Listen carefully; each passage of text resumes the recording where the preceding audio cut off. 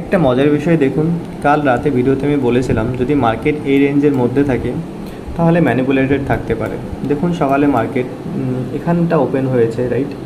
এবং পুরো দিন এখন 12টা বাজে, 12:39 বাজে, মানে আজকে নিফটির এক্সপায়ারি।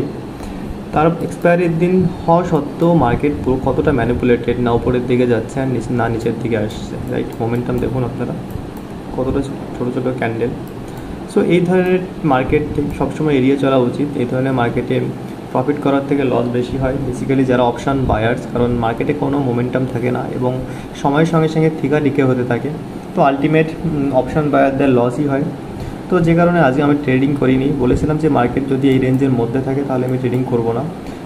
এটাও বলেছিলাম মার্কেট যদি এই সাপোর্ট জোনের নিচে ওপেন হয় তাহলে আমি ট্রেড প্ল্যান করতে পারি, অথবা এই রেজিস্ট্যান্স জেনের উপরে যায় দেন একটা ট্রেডিং প্ল্যান করতে পারি। তার আগে ট্রেডিং প্ল্যান করার কোনো মানে নেই, কারণ ম্যানিপুলেটেড মার্কেটে ট্রেডিং করা মানেই লস।